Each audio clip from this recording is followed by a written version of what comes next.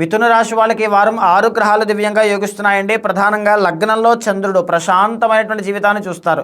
ఈ వారంలో ఏదైనా అనుకున్న పని అనుకున్న సమయానికి అవ్వడం కానీ, తెలియనటువంటి హ్యాపీనెస్ కానీ, ఏదో ఒకటి మంచి విషయం జరిగే అవకాశాలు చాలా ఎక్కువగా ఉంటాయి.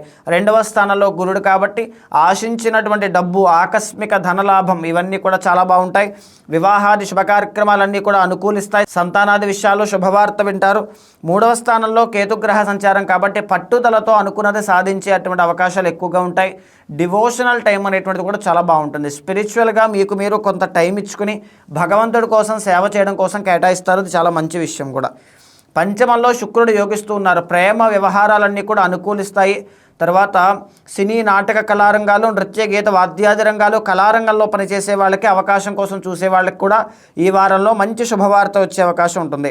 6వ స్థానంలో కుజుడు అప్పులు తీర్చేయాలి అనేటువంటి మీ ప్రయత్నం ఖచ్చితంగా సానుకూలమైన ఫలితాలు ఇస్తుంది. న్యాయపరమైన చిక్కులు, ధర్మ పోరాటాలు, కోర్టు పరమైన సమస్యలు కూడా అనుకూలిస్తాయి. కాంపిటేటివ్ ఎగ్జామ్స్ కానీ, స్పోర్ట్స్ ఫీల్డ్లో వర్క్ చేసే వాళ్ళకి కూడా చాలా మంచి అభివృద్ధి అనేటువంటిది కనబడుతోంది అని చెప్పచ్చు. దీంతో పాటుగానే వ్యాపార రంగంలో కూడా దినదిన అభివృద్ధి అనేటువంటిది కనబడుతోంది. మిథున రాశి వాళ్ళకి నాకు తెలిసి చాలా కాలం తర్వాత మళ్ళీ ఈ పీరియడ్ ఆఫ్ టైం, ఈ మంత్ దాటేస్తే మళ్ళీ యోగం కూడా పట్టదు.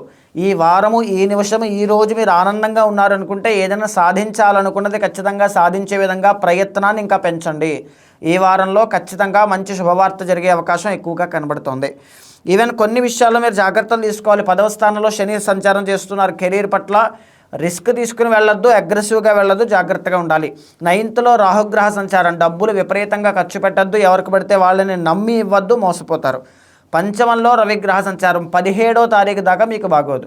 17 తరువాత మళ్ళీ మీకు చాలా బాగుంటుంది. సో ఈ వారం వరకు ఆరోగ్యం చూసుకోండి. అవమాన పాలయ్యే అవకాశాలు, చిన్న చిన్న మనోవిచారములు అధికంగా కనబడుతూ ఉన్నాయి. ముఖ్యంగా ఈ వారంలో దుర్గాదేవికి కుంకుమార్చన అనేటువంటి చేయించండి. గొప్పదైన శుభ ఫలితాలు ఖచ్చితంగా ఉంటాయి.